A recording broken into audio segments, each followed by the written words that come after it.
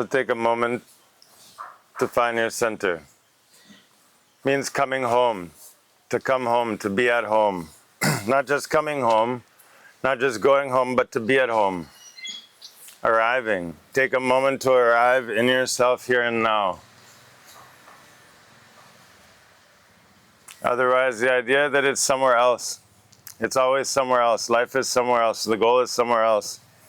Happiness is somewhere else. Peace is somewhere else. So, to be at home, this is the highest state. Actually, this is the pure state, the divine state. To be at home in your body, in your spine, in your cells, and in the space between. In your breath, and the space between.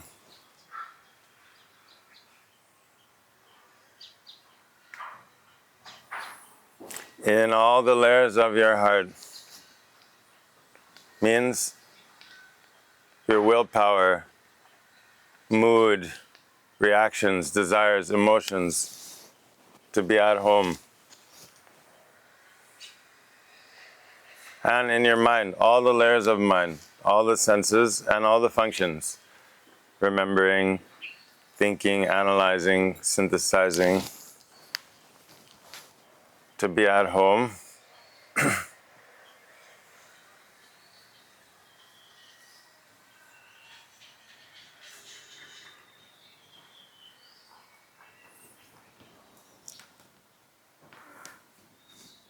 This state of at-homeness, it's not a philosophy.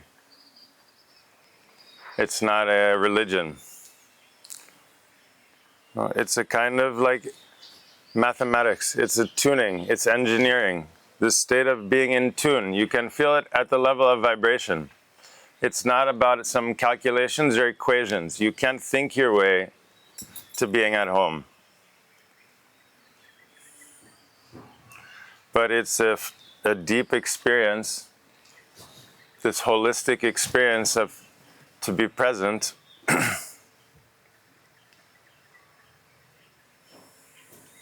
To be at home in a state of not knowing.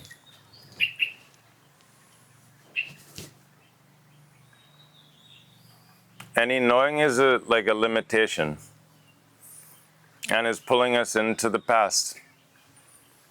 So this is why we're practicing presence, the art of presence, the mechanics of presence.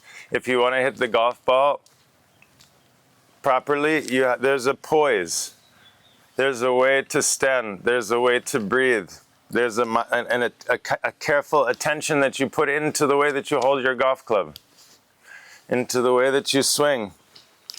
And people study and study. So what about the poise within being yourself? The poise of in your daily life, of how you organize your body, your biology, how you organize your breath, your mind, your emotions.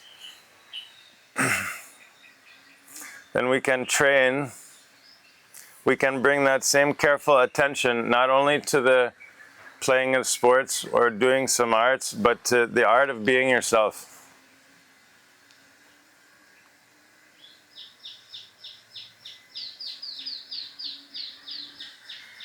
To be skillful to the point of effortless mastery, where there's no thinking. That comes, how do we attain that? How do the sports players attain that level of effortless mastery? Through repetitive practice. By doing the same basic drills and exercises again and again and again, then in the moment there's no thinking. It's a flow, a state of effortless flow. So the same way we train that effortless flow in being yourself, in being grounded, in your body, in your breath, in your heart, in your mind. And to be at ease. Train your nervous system. Then the game becomes a joy. It's a joy to play sports. When you're in shape, the unexpected, the dance of that itself is a joy. But if you're out of shape, then it becomes like a torture, like a punishment. You're playing a sport and out of shape. After a few minutes, you fall over and start to gasp for breath, and it's lactic acid and cramps and everything. It feels like miserable, but everyone else is smiling, enjoying the time. What is the difference? It's the same game happening at the same time. And for one person, it's torture, it's miserable. For everyone else, they're enjoying. The difference is in shape and out of shape. So if we're out of shape, out of tune, physically, emotionally, or mentally, then life itself becomes a kind of torture. But if you're in shape, then it's a dance, it's a celebration. And so this is why we recommend to dedicate some time each day to tune yourself, to do the basic training, how to breathe, how to sit. Sitting is not just a social function. No, sitting is a question of like we make a beautiful room. So this is your room, this is your temple. So when it's all sagging over and collapsed and all your lungs and your intestines, everything is contracted, and then it's difficult for the life to dance inside you, for the life to flow. The blood needs the space, the organs need their space. But when everything is very heavy and tight and closed, then the life is difficult for life to flow. So the sitting itself is a kind of inner engineering, so that we can establish a healthy rhythm in your nervous system, in your hormones and glands, in your brain, your mind, your brain rhythm, brainwave states. Everything is a habit. So this is like training. Training for sports, the sport is to be yourself. And you have to do that all day, every day. There's no way off the field. There's no, not even for a moment. Wherever you are, whether you're at home or at work or wherever you may be, and sleeping in a bed and wherever you are, then that's where life is happening. That is the game time.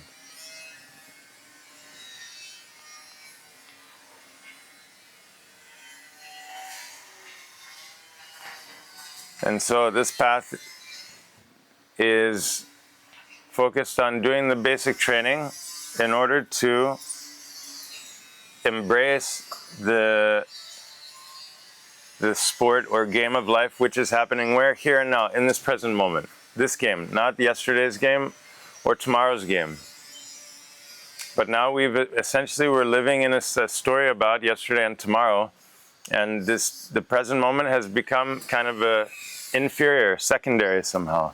And so by tuning, training, warming up, then we can appreciate the magic and the gift of the present moment. What is in the present moment? That's where we can discover joy, playfulness, creativity, life, aliveness. Because we have to see it's impossible through thinking to achieve that. No amount of thinking, no combination of thoughts will bring you to the experience of happiness. The idea of happiness itself is a kind of trap.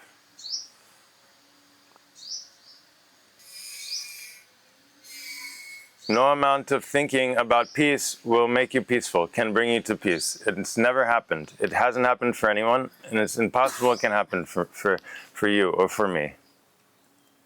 Through thinking and more words and more thoughts and ideas and philosophy and judgments and opinions, none of that has ever or will ever arrive at the experience of peace or happiness or love. If anything, it just pulls us away from the present moment. But if for a moment you suspend all thinking, no words, no thoughts, no object, no form,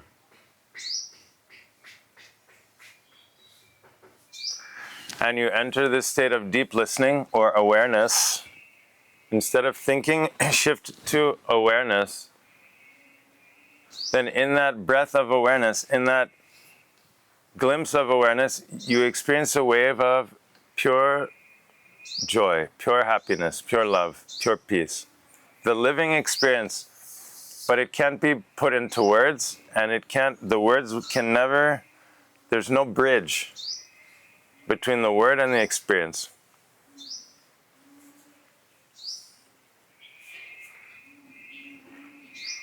So we must go beyond the words to experience directly, not just talk about peace. Otherwise, we spend the whole life talking about peace, worrying about peace, fighting for peace, and it's just an idea. It's some ideal, some kind of another rule that we're trying to impose on the universe. Idea about love. Love is, the breath of life is love. The sun shining is love. The river flowing is love. The cells buzzing is love. The intestines digesting is love. The bird flying is love. Love is the movement of life, of energy, and time, the time flowing is love. Love is not a Disney romance story between a man and a woman where everything works out in the end. Love is the raw primal force of the universe that's spinning and exploding and everything. So the path of yoga is to tune ourselves with that primal energy of the universe, of which you are a product, of which is expressing itself through you each and every moment. That same energy that's in the seed that gives birth to the tree, that same intelligence and power that grows into the big tree with all the flowers and all of the fruits and seeds, and then that same energy and intelligence is working in you in this very moment, within your blood and your organs, digesting your food, producing the enzymes, and all the whole shebang. Is governed not by you or your intelligence in any way. If you were in charge, game over. Immediately, we could not maintain or sustain even a fragment of this infinite universe of life that's going on within us. So something must be controlling that. That intelligence, that power, then that's the best one to lead the way. Because all we're groping in the dark and tripping over ourselves, bumping into everything. So the garden knows how to grow. The life that's growing in the garden is the same life that's growing in you. So if you provide the basic nourishment,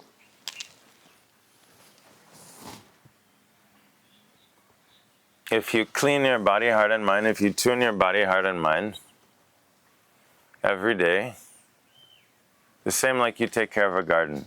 Before we had to take care of a garden, we didn't have supermarkets and canned food and frozen food and now grab and take out and order everything, anything to eat, everything, anything, anytime. And so we were in touch with the cycle of life. We had a respect for cycle of life, and food and was a part of that, of livelihood. It wasn't just a luxury or a side thing, but our very rhythm of life included a direct relationship and connection with the cycles of time and the seasons, and the things that we own had meaning before, and had where there was and so this is now we're out of rhythm, out of cycle. So this is why we have this tuning process, and you can experiment and see this. All the time there have been trouble. I mean, now is trouble. Now is plenty of trouble. It seems like everything's so convenient and easy, but so much disturbance. But also, it's 500 years ago. Also, no, we have some ideal that it's going to be good. There'll be a time where it's all good and everyone's good. But if we look back through history, there's always some struggle. That's part of the thing. So if we're waiting for the time when everything's good, then that itself is creating a kind of tension, friction. So that's why the yogis say, start with yourself. Create this universe, which the macrocosm is within you. Establish that beauty, that harmony, that aliveness within your own garden, and then naturally it will ripple and spread to those around. And that's why the yogis were interested in this type of research. And it was never in a yoga studio with a bunch of people, because it's very difficult to be in that intimate state of presence and connection when you're surrounded by a bunch of people and you're trying to keep up and what's going next and you're comparing and competing and all this. So ideally, the practice is done like you brush your teeth alone in your room. You take a shower alone. So this type of practice of cleaning your body, heart, and mind, recommended to do it in your home. It's part of your daily rhythm. The same way, like you brush your teeth, like you clean your clothes, like you take a shower. And then you can see if there's any benefit.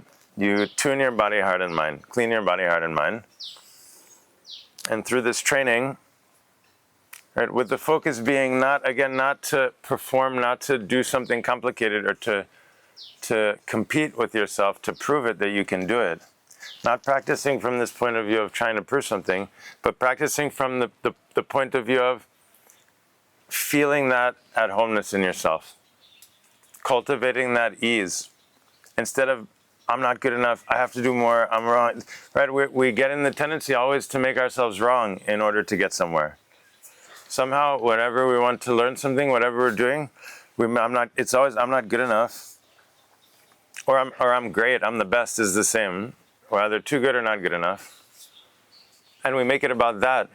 But actually, make it about experiencing this state of at-homeness throughout the practice, which is the goal. The goal is not at the end of the rainbow. The goal is in this moment to cultivate that sensitivity and that depth of presence through the practice. And then that's what carries over in your daily life, the depth. The poise, not the pose, not a poser. We're not striking poses to prove that we can, to prove something, right? It's about cultivating that depth, that poise in your nervous system, in your breath, in your focus. And then that poise will accompany you wherever you are, waking and sleeping and dreaming states.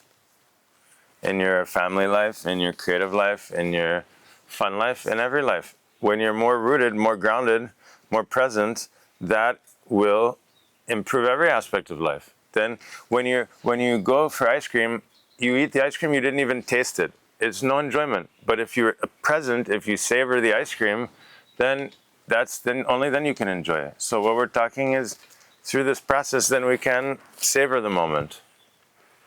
And for sure, 100%, the real happiness, real peace, and real love are in the little moments. It's not in the big stories we create. It's not, the stories are empty. The story is Hollywood. The story is Disney. The real thing is the little moment. A smile, we share a smile, something, some seeing the sun shining through and glistening in something. Hearing a laughter of someone. This is the real moment. Happiness is not in the story. Impossible. The story is just a bunch of expectations and trouble. So if you're not present, you can never appreciate the little moment. The little moment passes by. And nowadays, because everything's so quick, we're always focused on the destination, but not the journey. The goal is over there. And the problem is if the goal is always over there, and I don't know how to be here, then even if I make it there, I'm going to miss it because I'm still looking over there. I don't know how to be here. But if you can be present here and now, then so many gifts each day, so many moments of beauty and so many moments of joy, creativity, so many realizations and discoveries, so many things to let go of every day in endless possibilities. So this is why we call yoga the path of here and now. Our whole life has been dedicated to then and there. The happiness is over there. I have to do this and fix that and change this and go here. Success is over there also. But what if over there is a hoax? What if there's no way to get there? It's like an empty dangling carrot. No, the yogis say success is to be present here and now, to be yourself. To be yourself means you forget yourself. You don't even know who you are. It's not an act. How could you know? Because it's an unfolding discovery of life through you. So to be yourself is it's not like a definition or some description or some biography or something. To be yourself means to be in the flow, to be spontaneous, natural, to be alive. And that is evolving each moment, and so it can't be known. Whatever is known, it's an act. It's a mask. To be yourself has nothing to do with any of the masks, and it's all of them also. It's neither the mask or not the mask. It's the freedom. The same freedom in the nature is expressing itself through you, and so this is the yoga for daily life.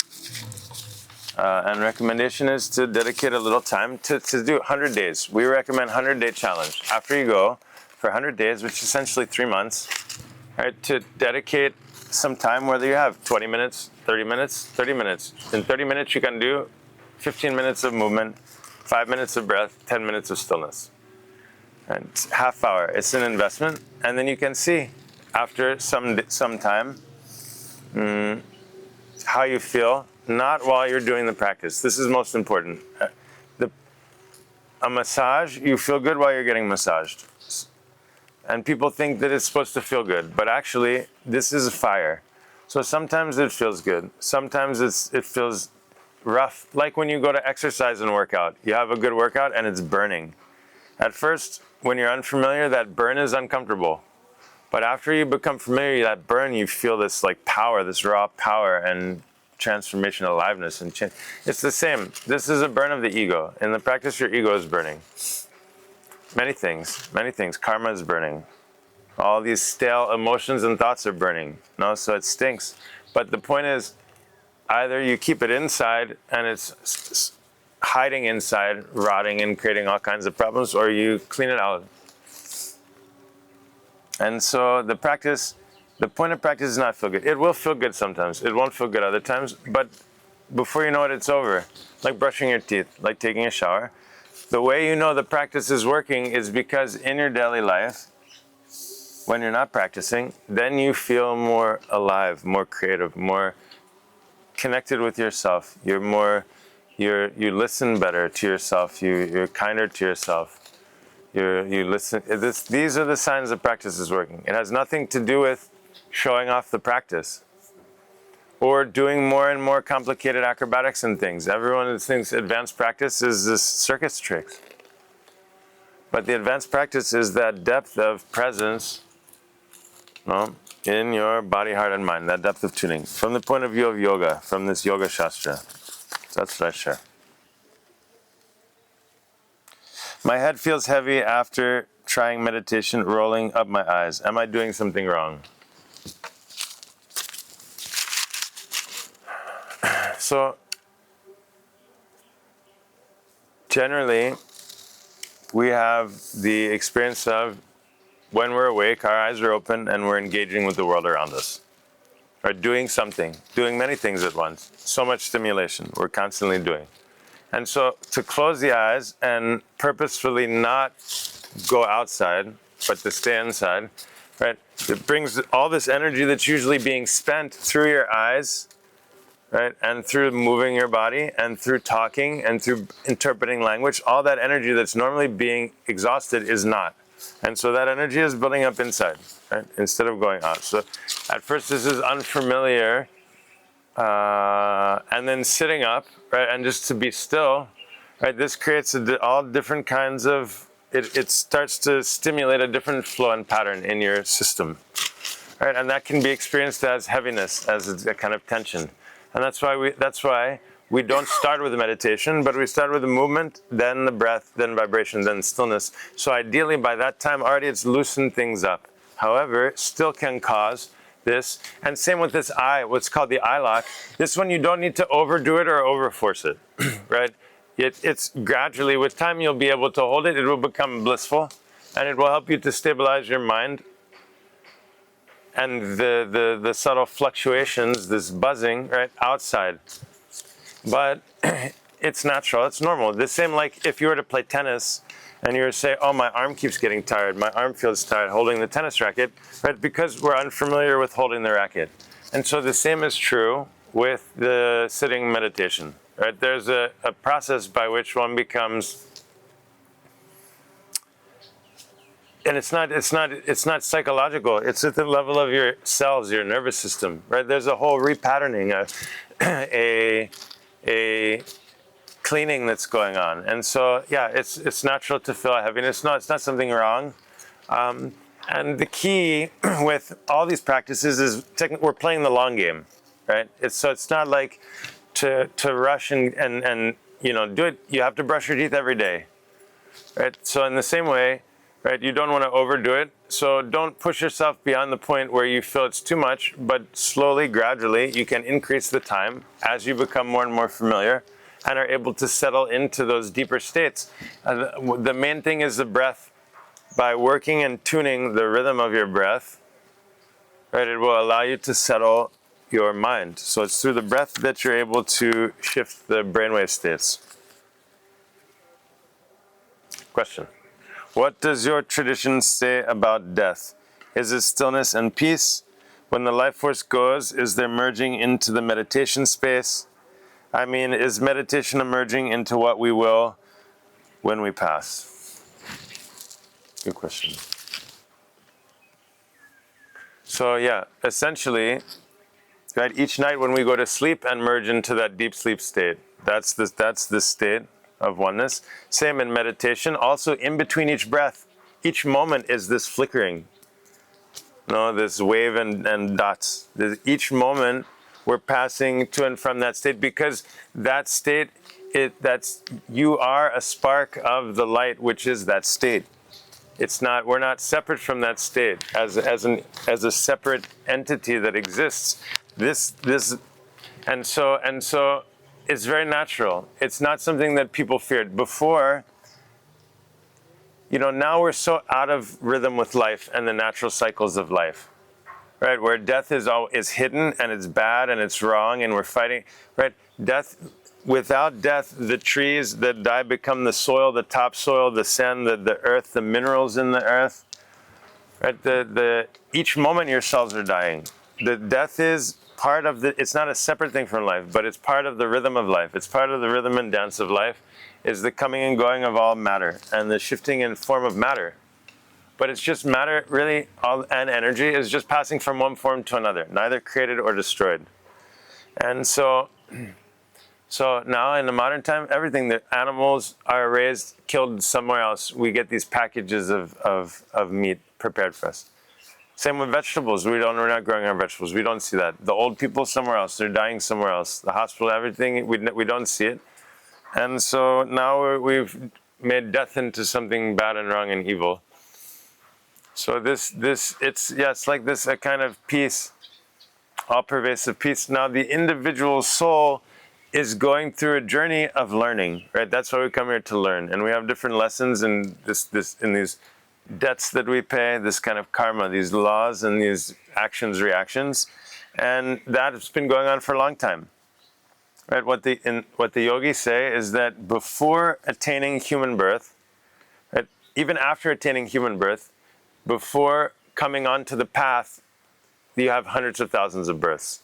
Before coming to the human birth, you've already, as an individualized kind of spark of the consciousness, incarnated in every species, starting from gases up through the most basic minerals, and then through the single-celled organisms, and then all of the plant kingdom, all of the animal, all of this, so that each soul has been wound up or has the pattern of all of the different forms. And so each individualized soul carries with it a certain programming that is unique. And through merging back into that stillness and peace, we're able to kind of unwind, to undo that.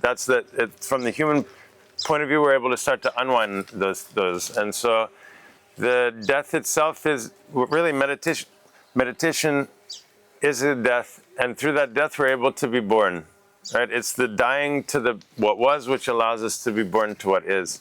Same like digesting the food. It's a kind of digestion where we're transforming the energy, transmuting the energy. And so this is, yeah, it's good.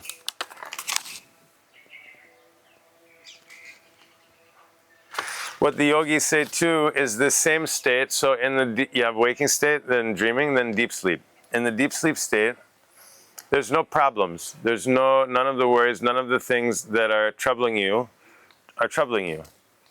And so what they say is in the waking state, right, you do it every day. You go into the deep sleep state every day. You have that experience, whether you're conscious or not. You can, right? That which is conscious is conscious. The ego is not conscious in that state. However, that pattern is there. So what the yogis say is in the waking state, to keep that poise as if in the deep sleep state. No mind. No likes and dislikes. No reaction.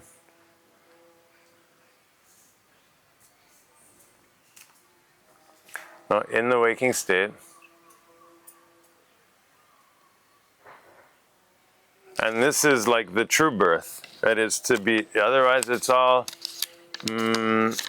this attachments and patterning. So this is the death and birth.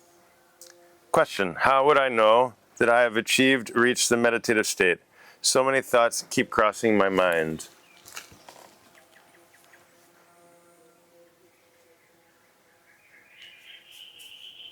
So, there are many layers to meditation. The most important is the deep layer, which is there beneath the surface. You can't know it. You'll never experience it. You'll never feel it. But that's the level, at that causal level, where everything is being reprogrammed and repatterned. On the surface, you may have thoughts. You may feel distracted, this and this and that. But the real work is going on beneath the surface. In the same way, right now, your cells are dividing and all this, but you don't know. It's happening without your knowledge. Right? And also your food is digesting, but without your knowledge. So in the same way, meditation is acting at that deep level in your subconscious and unconscious. It's acting in the rhythm of your cells, in your biochemistry, in your hormones, this repatterning. And so you don't try to know it in the moment that it's happening, but you can see its reflection. That's why I'm saying 100-day challenge. Then for sure, after some time, 40, 50, 60, 70 days, then in your daily life, if you feel more grounded, more at ease, right? If you start to sleep better, right? This is the signs that the meditation is working. Eventually, when you clean your mind and heart and body enough again and again and again, then that will show itself on the surface level. But at first on the surface level, it might feel very turbulent, but it doesn't mean the meditation is not working. You have to see, it takes a long time until it reaches on that surface level. So you have to clean up all the other stuff. So at first it may feel like a kind of disturbance, but it's not. That's why use a timer. Right? You're doing 15, 20 minutes, 30 minutes, you put it on the timer and you just sit there no matter what. You do it, it's a commitment that you make, and then you just write it out and take notes. There will be many benefits.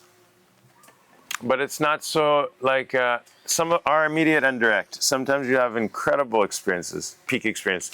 But we're not practicing meditation for peak experience, also not practicing to prove we can do it. Right? Through this, through the alchemy, right? There's a kind of alchemy that then so many beautiful things awaken. It's a tuning which allows your biology, and all the other layers to harmonize and blossom. Right? This is what we're calling presence and aliveness. So that depth of presence allows for the aliveness, which itself is intelligent. The aliveness itself is what we're saying, is powerful and intelligent, and that will express itself in you. You don't have to figure out.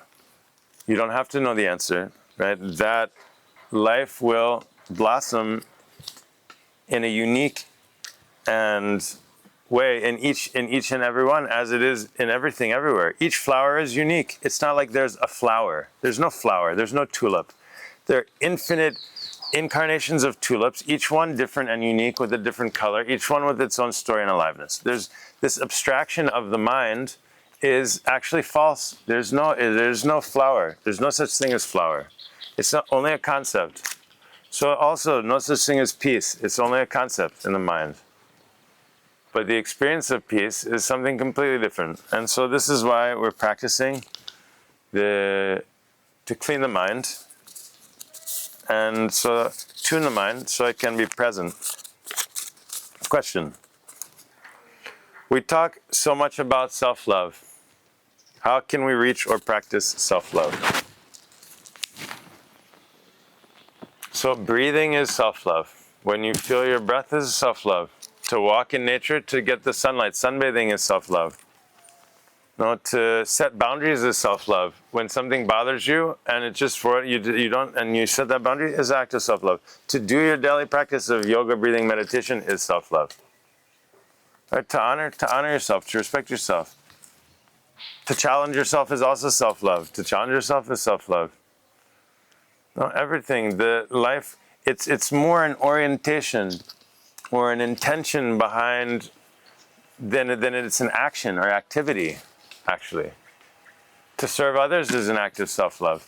No, the self-love, it's more like a fragrance. No, that our words try to speak kind words, especially speak kindly to ourselves and our mind. All this, I'm not good enough, I'm not this enough, I'm not that enough. This, we have to see, this idea of not enough. Is it possible to be enough by being not enough? Is it possible that somehow in the future, if I keep telling myself I'm not this enough, I'm not that enough, then eventually we arrive at being enough? We have to see, because if it's not possible, then we have to change the approach. And it would seem that still, even the very wealthy people, like if we think I don't have enough money, then there's always a not enough. That not enough stays with everything. Power, money, fame, beauty. It's still never enough. And so that's why and if we have this feeling of the goal of life is over there, success is over there, something, then automatically what that's saying is this moment is not enough. Maybe I'm not even saying I'm not good enough, but I still think that the goal is somewhere else.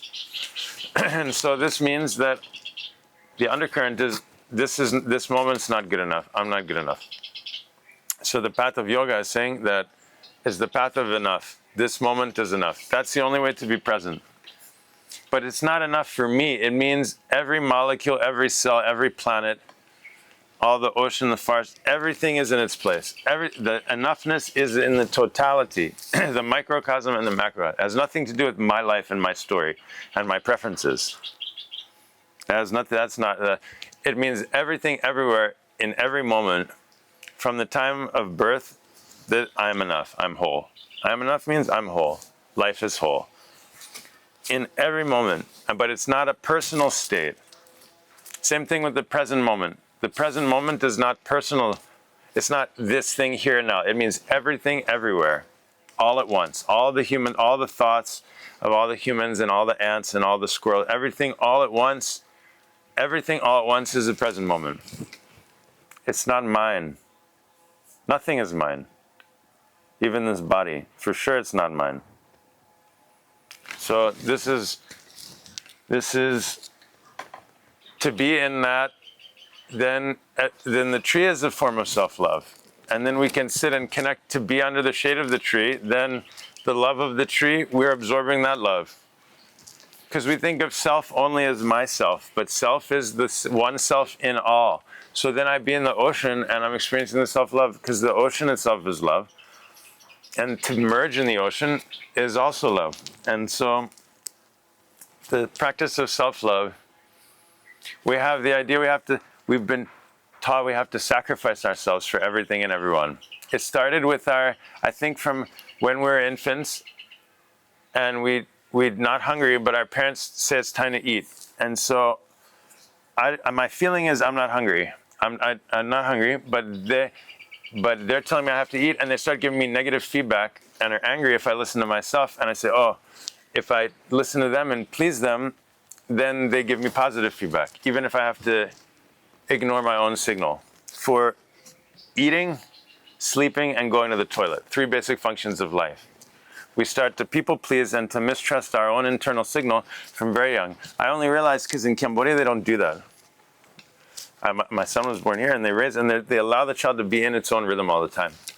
And so from that point already, we start to ignore our own signals and act in order to please others, and start to sacrifice ourselves all the time, helping others. But we think to love ourselves, help ourselves is selfish. We have this idea of selfish. But the yogis say it's the opposite. It means if you neglect yourself, then that's selfish, because then you're going to be a pain in the ass for everyone around you, for sure. If you don't take care of yourself, if you don't listen to yourself and give yourself what you need, then you become a real trouble for everyone around. So the self-love is a kind of presence, and it will manifest differently on different days, in different seasons, in different places, with different people. But it's accessible, available all the time, for sure. For sure, there's infinite ways that we can express and experience that. Question. The world seems to be going backwards, with people fueled by greed, lying, taking land, warring, trying to be great leaders with power. How can small people like us stand up and protect? Can we use our consciousness? So, again, we have this idea that it's supposed to be good, or that it's going to be good, right? And there's no proof of that at any level, at any time. In the forest, in the jungle, in the ocean, in any of the societies of any time. And so to hold an ideal that is, then that creates a kind of a tension that can't be healed. That we can't fix that, because we feel it should be this way, and so there's an expectation, but life is different from that. And so that incongruency, it eats from the inside. That kind of helplessness and thing, because we think that something is wrong and life is supposed to be like this, and it's like that. So that's at one level we have this. Also, until recently, we were not bombarded with everybody's stories and information and news from everywhere all the time, right? We did until 100 years ago or so. You were seeing basically the same people, and in a small community where you had relationships with the people that you were interacting with. And so and it was meaningful what was happening. And so right now we're bombarded and actually drowning in other people's stories and other people's problems. And so instead of being able to put our energy into the immediate field where life is happening, which is in our home with the people around us, we get caught in this battles with something somewhere else. And so in a way, this is draining our energy, and it's not natural. It's not possible. There's no way to fix all the problems, because it's not a problem. It's just what it is. It is what it is. And so with the breakdown of family and community and village life, then we become, we feel kind of helpless and powerless and like an infinitesimal little nothing within this, whereas within the family and village unit before, each member had a place, not only in terms of the responsibilities, but in terms of the personality and the different aspects of that come through community, right? In terms of supporting and sharing and learning and growth. And so now we're lacking that. Everybody on a screen in their room, working for something that they're not even, like mostly we're just thinking, we're actually not even creating anything. It's just continual thinking. And so there's a kind of emptiness, it feels empty. And then we're bombarded with all these negative stories about everything everywhere. And so whether it was, 100 years ago or now, or 1,000 years ago or whatever, 5,000 years ago, still the field of action is here and now in this present moment. Right, within yourself. First within yourself.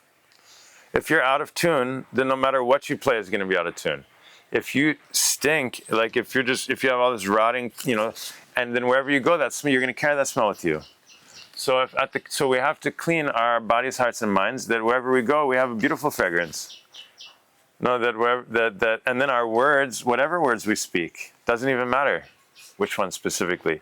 All of them have that perfume, that carry that essence. All of our actions come from that place of in-tuneness. And then we extend that to our immediate circle, to the people around us.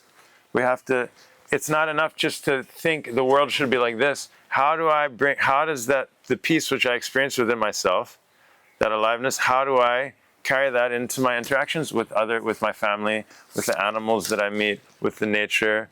How do I then look? How do I use my eyes? Am I using my eyes like daggers that are wanting to destroy and cut into pieces and criticize everything, or are my eyes like a sunshine that's shining with blessings and with peace and with love?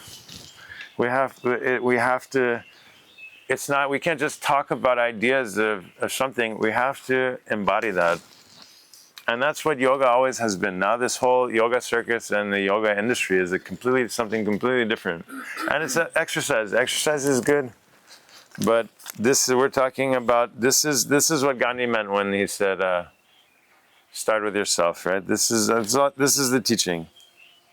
Small people. Yeah.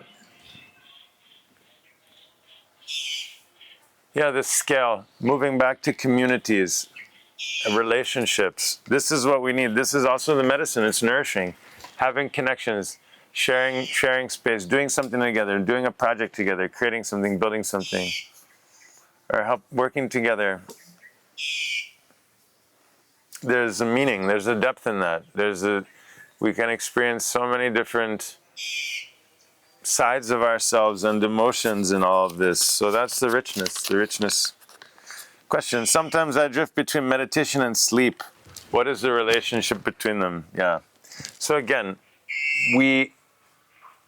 for years and years and years, we have this association. You close your eyes, it's sleep time, right? Sleep time, nap time, whatever. And so there's a certain chemistry associated with that. There's a certain habit, right? And that's fine. So I like to talk like this. The Earth has a gravitational field, and it has different atmospheric pressure. In order for a rocket ship to take off and leave the Earth's atmosphere, it requires an incredible amount of fuel, a burst of fuel. As it pierces these different thresholds or different layers, eventually it escapes from the Earth's atmosphere, and there's no gravity. In the same way, each ego, each individuality, each ego has there's a force that's holding it together, cohesiveness, and it creates its own field, right? And so, in order for the spirit to pierce through this, right, it requires a tremendous amount of energy. This is why we're working in the spine with the breath. This fire is to enable that to go beyond. Now, when we start to go up, first you get hit with the sleepiness. It's a kind of a density. It has to do with the same, like on a radio, you have this more fine frequencies and more gross, dense frequencies. So the same, we're just unfamiliar with that frequency. Then from there, dreamingness. So sleepiness, then a kind of dreaming, then a restlessness, then boredom. Last one, boredom. After boredom, then out. And so,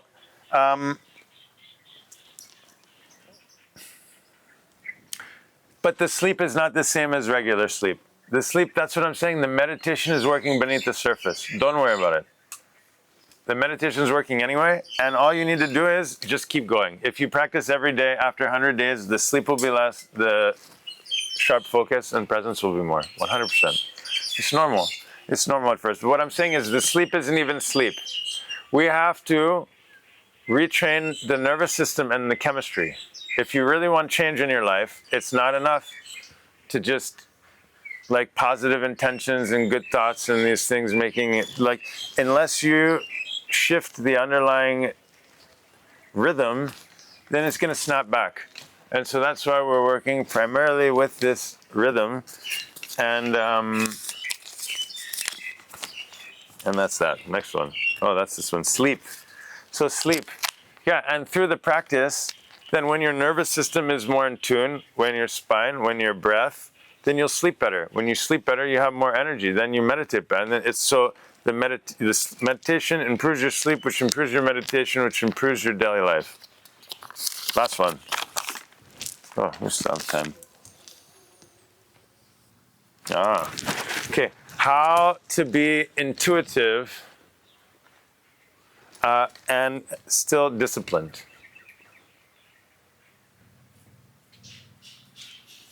So, okay, intuition.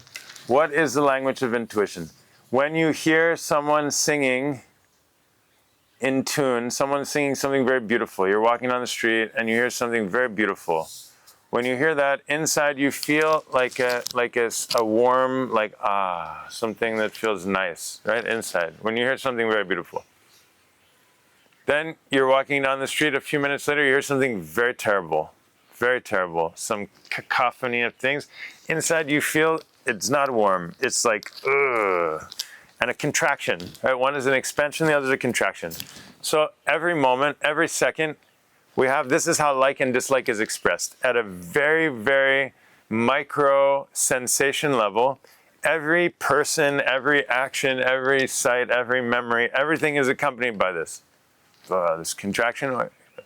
But again, since we were young and our parents told us, no, you're not tired, don't sleep now, it's not time to sleep. And we say, I feel like sleeping. No, you're not allowed to sleep.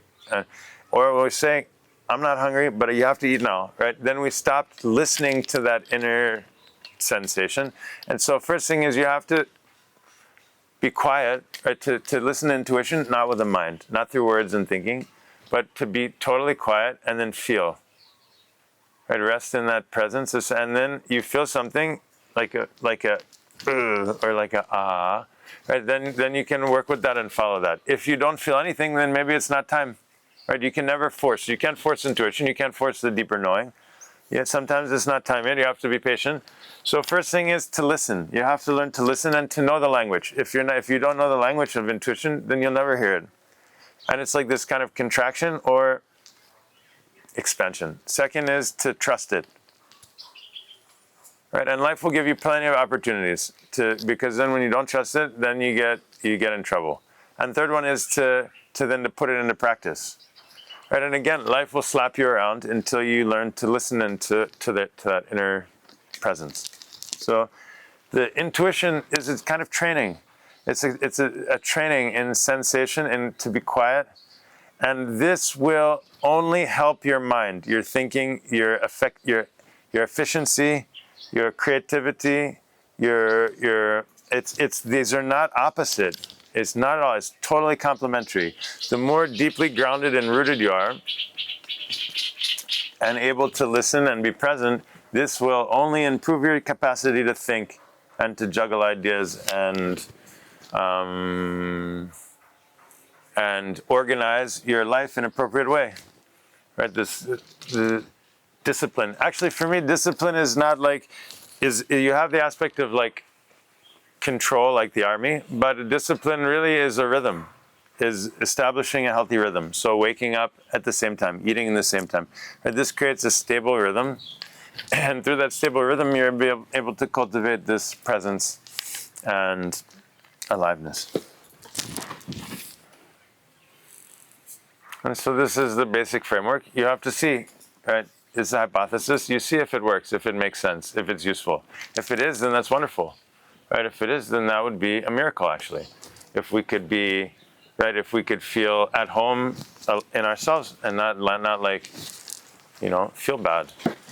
Not just physically, but physically, emotionally, mentally. It's so important that we acknowledge these different layers, and because they require different type of care. Right, different plants require different type of care. Some plants need more cold, longer time to grow. They need more water. Some plants need less water. Some plants need more sun. Some plants need less sun. So you have to explore and experiment for yourself and find out what it is that you need. We're not saying you have to do like this or act like this or look like this or anything, but we're saying pay attention and listen, and then this aliveness in you, right, through movement, through some kind of process of movement, breath, vibration, stillness, you can optimize, you can nourish and cultivate this deep aliveness.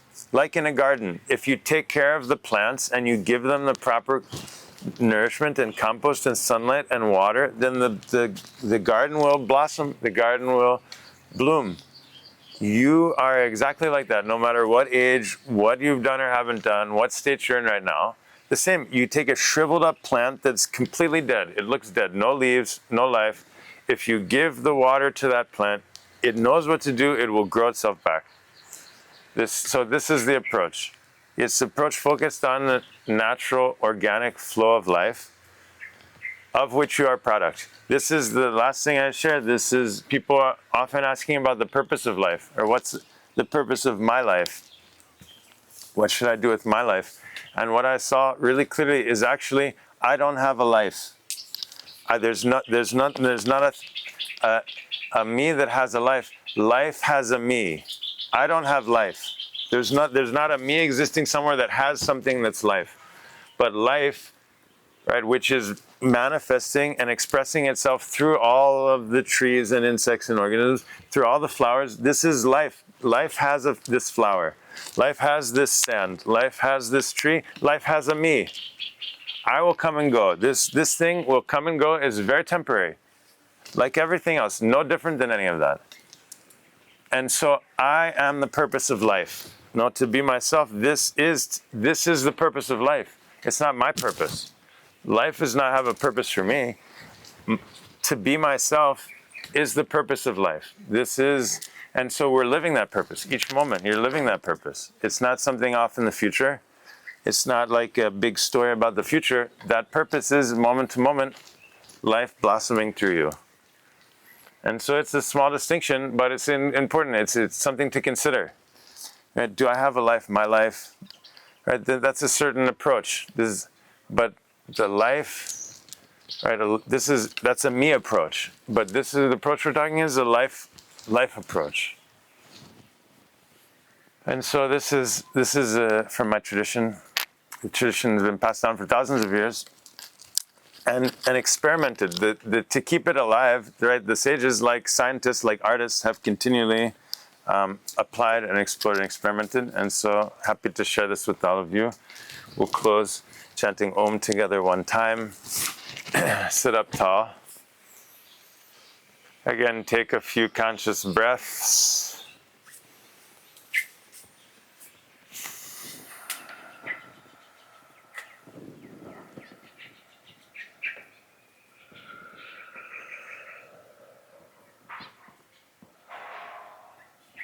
And inhale deeply.